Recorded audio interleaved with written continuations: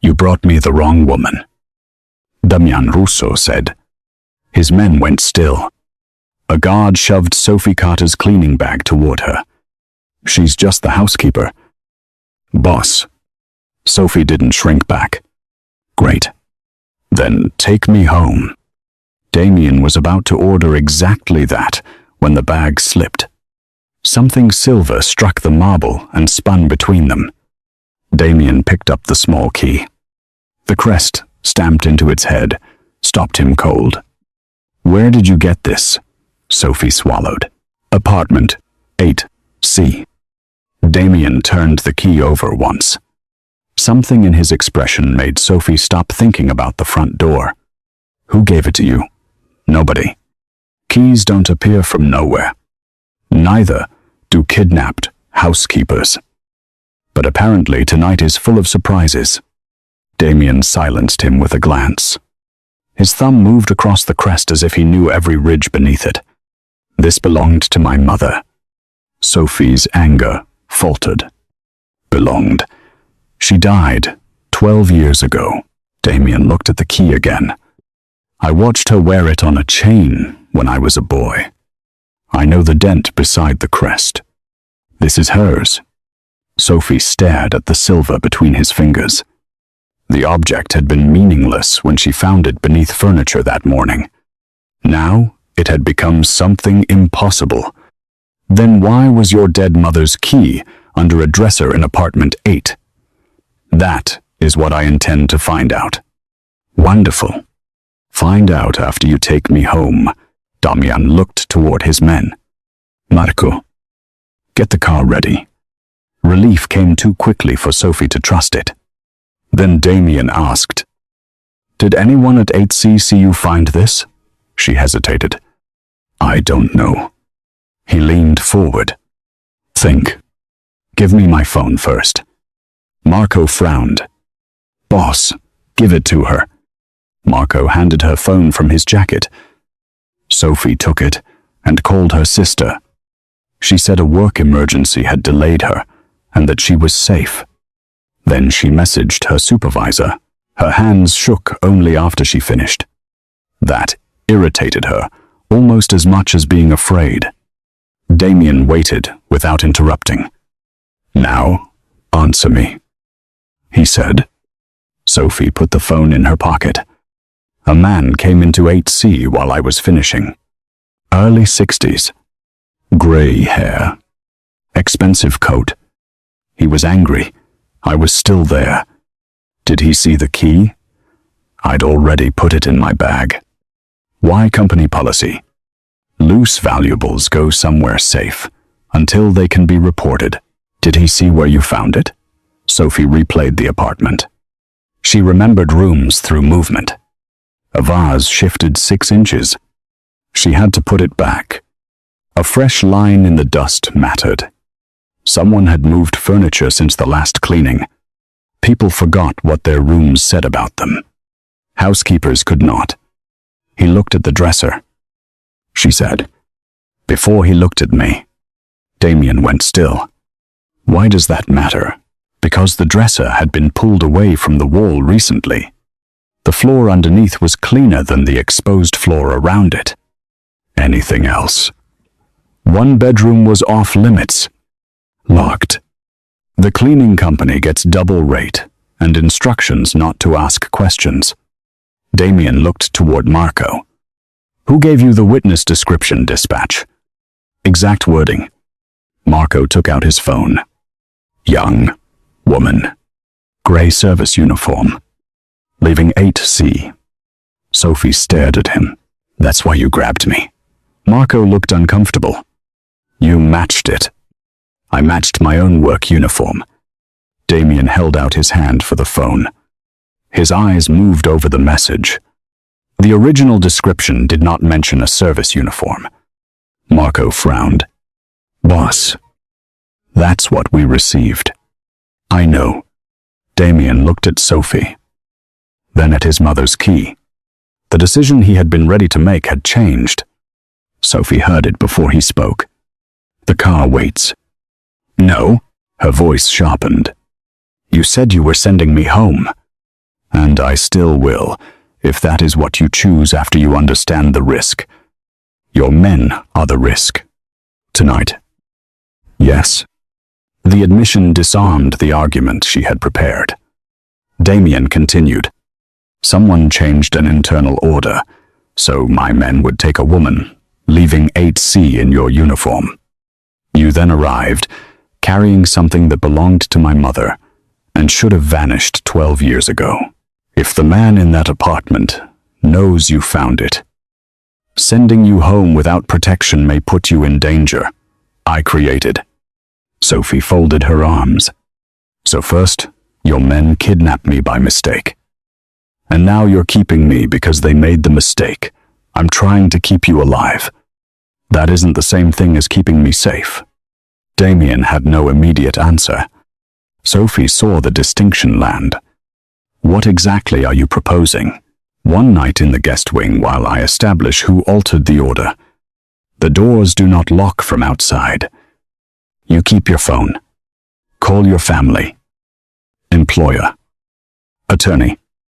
Or police, if you want. Nobody enters your room without permission. And if I leave, Damian looked at the key. I ask you not to. Ask yes. And if I still say no, his jaw tightened. The men around him clearly expected command. Then I decide whether a dancer I helped create gives me the right to take another choice from you. He met her eyes. I would rather not make that mistake twice. Sophie studied him. It was not freedom. But it was not the answer she expected from a man whose employees had put her in a black SUV. One night. Tomorrow I decide again. Agreed. Damian looked at Marco. Find who altered the description. Nobody contacts 8C. Marco left. Sophie picked up her cleaning bag. For the record, your organization has terrible quality control. A corner of Damian's mouth almost moved. I've gathered that. Sophie slept badly and woke before sunrise. Nobody had entered her room. Nobody had taken her phone. When she opened the guest wing door, the guard outside stepped aside. That mattered. Though she resented that it mattered. She followed the smell of coffee to a large kitchen. She found Damian alone. His suit jacket was gone. His black sleeves rolled above his forearms. Without a room full of frightened men around him, he looked less like an institution and more inconveniently like a man. Sophie stopped at the counter. Do you always kidnap women before offering them coffee? Damian glanced up. Usually I know who they are first. She laughed before she could stop herself. He watched her for half a second too long, then poured a second cup. Cream. How do you know? You looked at it when you walked in. Sophie accepted the mug. Careful. People might discover you notice things. I could say the same about you. He placed a folder on the counter. Your company confirmed you were assigned to 8C yesterday morning. You called them, my attorney did. Using the release you signed last night. He had asked. And you were not originally scheduled there. Melissa was. Melissa Grant called in sick at 6:14. Your supervisor reassigned you at 6:32. That happens. At 6:41. My men received the altered description, matching your uniform. Sophie set down her coffee. 9 minutes. Yes. Who sent it? The message used an internal account. The owner denies sending it. Do you believe him? I don't know yet. She respected that answer more than certainty. Damian opened the folder. My investigators have photographs of 8C from 3 weeks ago. They found nothing. Then they searched a different apartment. Same address. Different room. Sophie tapped the folder. Furniture changes how a room works. The dresser had moved. The chair near the locked bedroom had moved. Pictures from 3 weeks ago tell you what existed 3 weeks ago. Damian regarded her with open concentration now. Will you go back with me? You want me to return to the building where your men kidnapped me, I'm asking. Why me? Because my people look for weapons, cameras, exits, and threats. You noticed a chair. Sophie considered him. I go because I choose to. Yes, and I leave when I choose. If it's safe to leave the building. Her eyes narrowed. That sounded like a condition. I'm improving, not performing miracles. She nearly smiled. Fina. Apartment 8. C felt smaller when they returned. Damian brought one security man, who stayed in the hall. Sophie stopped inside the living room. The chair moved again. Damian followed her gaze. Since yesterday. 3 inches toward the bedroom. She pointed to the impressions in the rug. Yesterday the front leg was there. He crouched. Someone came back. Someone moved a chair. Don't make me responsible for the rest of that sentence. He looked up. Fair. The dresser had been pushed flush against the wall. Sophie ran a finger along its back corner. This moved too. How can you tell? Someone wiped the top and missed here. Fresh cleaning beside old dust. Damian pulled on gloves before helping shift the dresser. The space underneath was empty. He took the silver key from his pocket. Show me exactly where it was. Sophie pointed. There. My mother wore this until the year she died. Did your family own this apartment? Not under any name I recognize. Sophie looked toward the forbidden bedroom. Then maybe it doesn't open the apartment. The bedroom's main lock was modern and far too large for the small key. Sophie crouched beside the frame. Flashlight.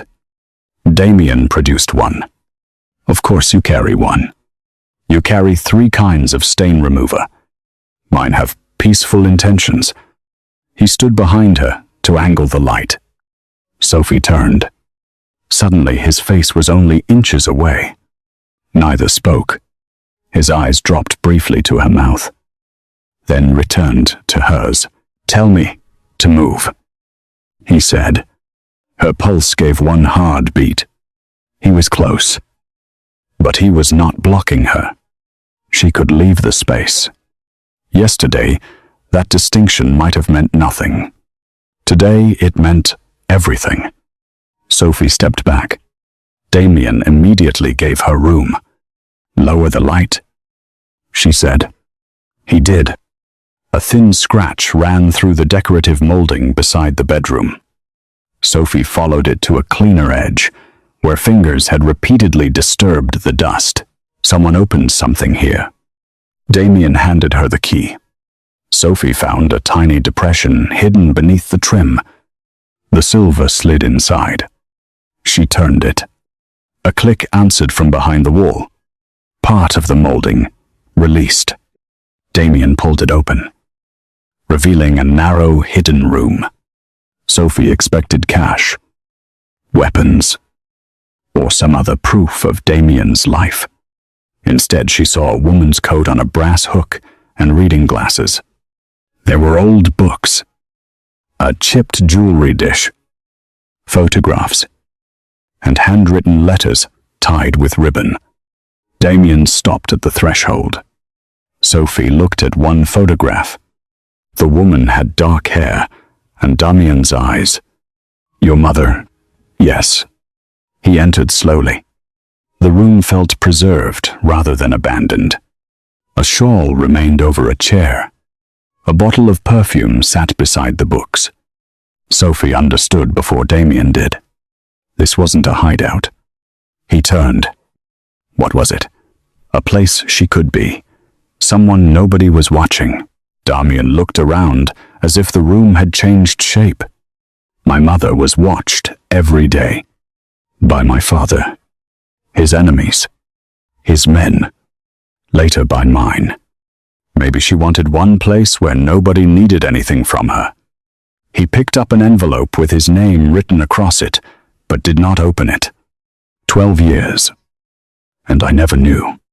Sophie gave him the silence the room deserved. Then she noticed the floor. Damian. He looked up. She pointed to the chair beside the letters. This room hasn't been untouched for 12 years. The floor beneath one chair leg was cleaner than the surrounding dust. Damian pushed his grief aside. How recent weeks? Maybe less? I can't promise more. A voice sounded from the apartment. Damian moved before Sophie understood the danger. He drew her lightly into the shadow beside the panel. One hand at her waist. His body shielded hers. When he realized where his hand rested, he released her immediately. "Who is it?" she whispered. "My uncle." An older man entered the bedroom. Sophie recognized him at once. "That's him." Damian turned. "Who, the man who came into 8C yesterday?" The older man's gaze reached Sophie. Then, the open, hidden panel. His face lost color. Damian saw it. "Vittorio, you told me you had never been inside this apartment. I said I didn't own it. That wasn't what I asked." Vittorio recovered. "Your mother trusted me with private matters, including this room. You were young. I was 29 when she died." Vittorio looked at Sophie. "Why is the cleaning girl here?" Damian's voice stayed level. "Because the cleaning girl found what every man I sent through this apartment failed to see." Sophie looked at the chair. Then, at Vittorio. "You were searching yesterday." Vittorio's gaze snapped to her. "Excuse me, when you came in. You checked the dresser before you checked my cart. Then, someone moved it back and cleaned around it. You're making stories from dust. Dust is what people leave when they think no one important will look." Vittorio's expression changed. He no longer looked at Sophie like furniture. Damian noticed that too. "Did you send the altered witness description?" "Of course not." "Did you know a replacement housekeeper had been assigned here?" Vittorio answered too quickly. "I didn't know her name until yesterday." Sophie caught it. "But you knew there was a replacement." Silence. Damian stepped closer to his uncle. How Vittorio's phone vibrated. He did not touch it. Damian's security man appeared. "Boss, we checked Melissa Grant's sick call." Sophie felt her stomach tighten. "What about it? Melissa didn't make it." "The call came from a prepaid number." Vittorio stepped backward. Damian said one word. "Don't." He stopped. Sophie looked from Vittorio to the room. The kidnapping had been a mistake for the men who took her. But someone had removed Melissa from the schedule and put Sophie inside 8C. They changed the description 9 minutes after her assignment. Someone had wanted the wrong woman standing outside that building. The discovery changed Damian's strategy. He no longer searched for the witness his men had originally been ordered to take. He locked down the apartment, preserved his mother's room, and traced the cleaning company contact instead. Sophie insisted on being included only where her own knowledge mattered. "I'm not becoming one of your investigators. I'm not asking you to." "Good. I'm asking you to tell me when a room lies." She looked at him. "Rooms don't lie. People arrange them badly." That evening, back at the estate, Sophie found Damian alone in the library. One of his mother's letters lay unopened beside him. He had removed his jacket again. A white bandage crossed the heel of his hand where the hidden panel had cut him. "You're bleeding through that." "It's nothing." That is what people say immediately before dripping on expensive furniture. He looked at his hand. "You object on professional grounds deeply." Sophie found a first aid box in the cabinet. She placed it beside him. "I can do it." "Then do it." Damian tried one-handed and failed to tighten the bandage. Sophie waited. He looked up. "Are you enjoying this?" more than I should. Would you help? Much better. She took the bandage and wrapped his palm. Their hands remained close. His attention stayed on her face. You aren't afraid of me, he said. I was terrified last night. That surprised him. You didn't look terrified. Fear and obedience aren't the same thing. His eyes held hers. No, they aren't. Sophie finished the bandage. Damian did not take her wrist or use the closeness as permission. He simply said, "Thank you." She should have moved. Instead, she asked, "Have you read the letter?" "Not yet." "Why?" "Because as long as it stays closed. My mother hasn't told me something else. I failed to know." Sophie understood that kind of fear. "You found the room. You don't have to understand all of it tonight." Damian looked at her with an openness that would have been invisible to anyone who had met him only in the private room downstairs. "You see too much. Occupational hazard." He almost smiled. Over the next day, the evidence tightened around Vittorio. The client contact for 8C routed through one of his offices. He had known the cleaning schedule. He had access to the apartment and the hidden room. Damian's mother's letters described unauthorized businesses Vittorio had operated through Russo protection years earlier. They did not accuse him of murder. Damian refused to invent that crime merely because grief made it tempting. She died of heart failure. He told Sophie, "Nothing here changes that." "Then don't let anger change the evidence." "I won't." That restraint made her trust him more than violence ever could. It also made Vittorio more dangerous. He stopped denying the room and attacked Sophie instead. The counter came the following afternoon. Damian summoned her to the study. His expression warned her before he spoke. Vittorio had produced copies of cleaning company records. They showed Sophie's employee identification attached to a request for apartment 8C 3 weeks earlier. There was also a payment entry under her name. Sophie stared at the pages. "These aren't mine." Damian said nothing. "I have never been inside 8C before this week. The records say otherwise." "Then, the records are wrong. I know what you told me." The distance in his voice hurt more than Sophie expected. Vittorio sat across the room, watched by 2 guards. She found the key because she knew where to look. He said, "She gained your trust because she needed access to that room." Sophie looked at Damian. "Do you believe him?" "I believe the evidence has to be checked." "That wasn't my question." He hesitated. That hesitation was the loss. Not an accusation. Not a threat. Something worse. After everything between them, uncertainty. Damian looked toward Marco. "Until we verify the records." Sophie is removed from anything involving 8C. Sophie felt heat rise behind her eyes. "Removed. For your protection and mine." There it is again. "Sophie? Protection." She laughed once without humor, the word you use when you want to make the choice sound kinder. Damian stood. "Someone has manufactured records connecting you to this. I won't expose you to more danger, while I don't know why. And I won't stay in another room while powerful men decide what I am. I'm not accusing you. You don't have to. You're putting me back outside the door until you decide whether I deserve to come in." Vittorio watched them.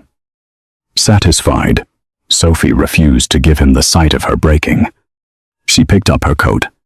Damian moved around the desk, then stopped himself before reaching for her. "Where are you going?" "Home." "Security goes with you." "The security firm I chose can follow me. Your men cannot." "Sophie, you said I decide again." Damian's face tightened. "Yes, I'm deciding." He could have stopped her.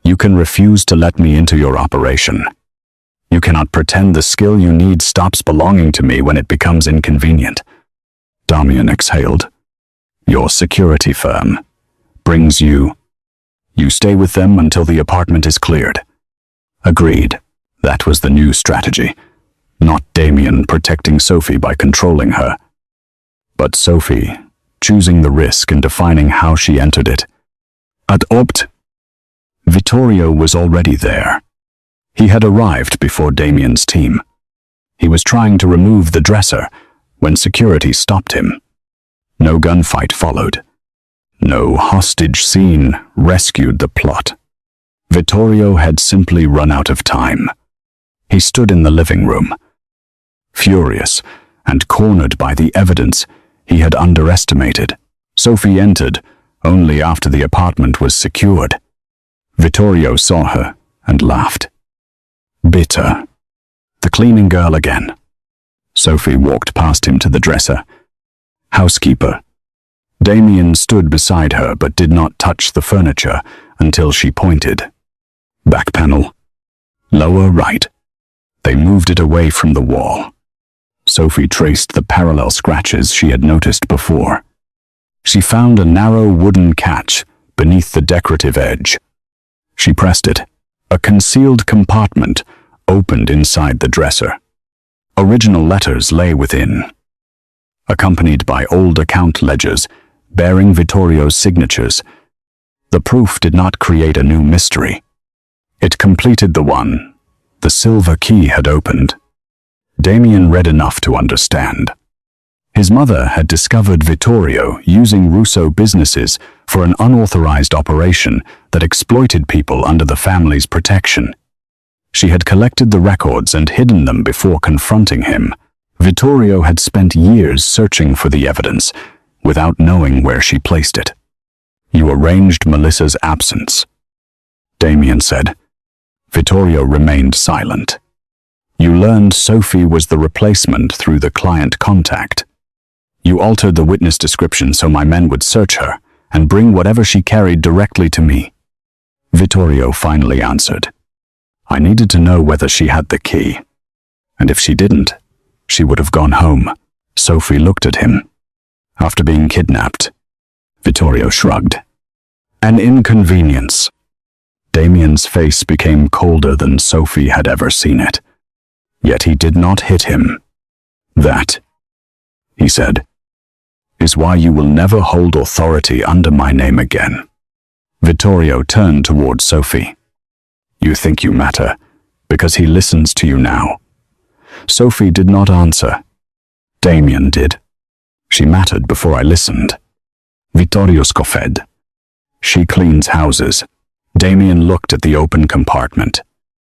Then, at the hidden room beyond it, the cleaning girl saw what every man I pay to watch this family missed. Sophie glanced at him. Housekeeper. His eyes met hers. Housekeeper. It was a tiny correction. It felt larger than the room. Damian stripped Vittorio of access to Russo accounts, properties, crews, and communications. The businesses identified in his mother's records went to council for review. Money that could be traced to people Vittorio had exploited would be returned. Damian refused to turn his mother's letters into permission for revenge. Accountability was enough. When Vittorio was escorted away, Sophie's knees began shaking. Damian noticed. He stayed several feet away. May I? He asked, holding out his hand. Sophie took it. He helped her to her feet. Then, let go. You were right, he said. About the dresser. About me. Sophie waited. I nearly repeated the same mistake in a more respectable form. I didn't lock a door. I called it protection. I tried to put you behind one anyway. You checked the evidence. After you forced me to see what I was doing. No. You chose to check. Don't give me credit for your good decisions. Then you'll blame me for your bad ones. Damian absorbed that. Fair. Sophie looked toward the silver key in his hand. What happens to me now? Whatever you decide, that simple. It should have been from the beginning. He returned her phone. She had forgotten he was holding it after she handed it to security during the search. You can go home. No Russo guards, unless you ask for them. Your employer will make you whole for the wages my actions cost you. This is not payment for your silence. My attorney will put that in writing. And the kidnapping, if you choose to report it, I won't interfere. Sophie studied him. You understand that could hurt you? Yes. And you're still saying it. An apology that depends on you protecting me isn't an apology.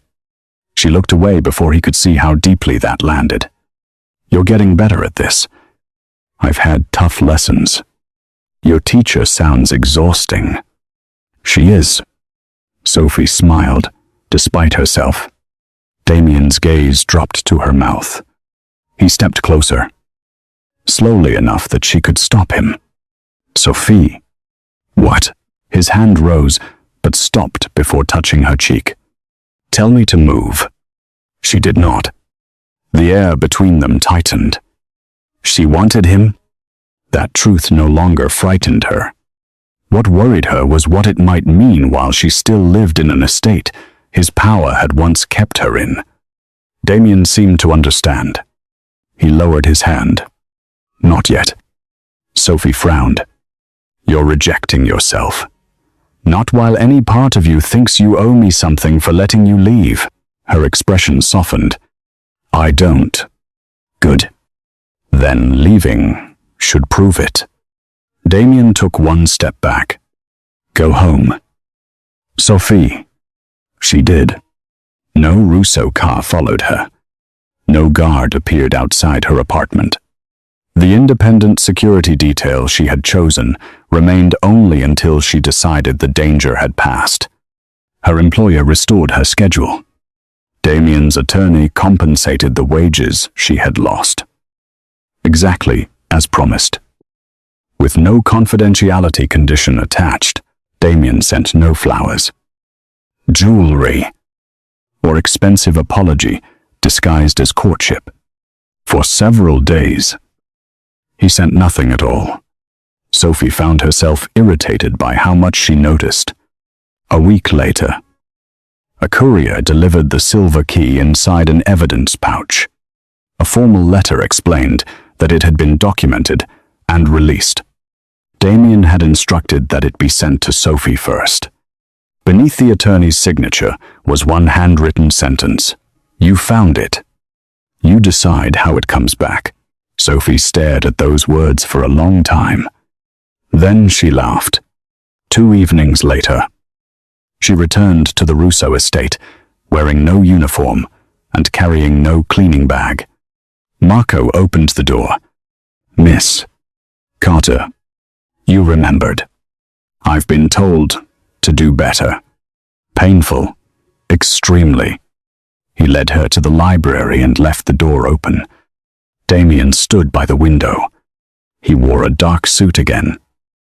But Sophie no longer saw only the Mafia boss inside it. She saw the son who had been afraid to open his mother's letter. He was the man who had confused control with protection. He'd recognized it and paid the cost of changing. He turned. His composure slipped just enough to make her glad she had come. Sophie held up the silver key. Your attorney sent me something that belongs to you. I told him to. That was strange. I'm still improving. She placed the key in his palm. His fingers brushed hers. Neither pretended not to notice. You could have mailed it, Damian said. I could have. His eyes remained on hers. Are you staying? Sophie felt the question beneath the words. You don't get to keep me. Damian closed his fingers around the key, then deliberately opened them again. I know. He waited. No order. No assumption. I'm asking. Sophie stepped closer. Damian stayed still enough that the final distance belonged entirely to her. She touched his cheek and kissed him first. Surprise broke through his control before he answered. His hand settled lightly at her waist. Warm, without holding her in place. When Sophie drew back, he let her choose the distance. Coffee, he asked. She smiled. Is that what you offer? Women you don't kidnap. I'm developing a new procedure. Good. The old one had problems. Damian laughed. Sophie looked at the silver key resting on his open palm. It had entered her life as something lost beneath furniture. It had turned a mistaken kidnapping into a buried family truth and forced a powerful man to learn that protection without choice was only another kind of locked door. Damian placed the key on the table. Sophie glanced behind her. The library door was open. So was the hallway beyond it. Nothing prevented her from leaving. This time, she stayed anyway.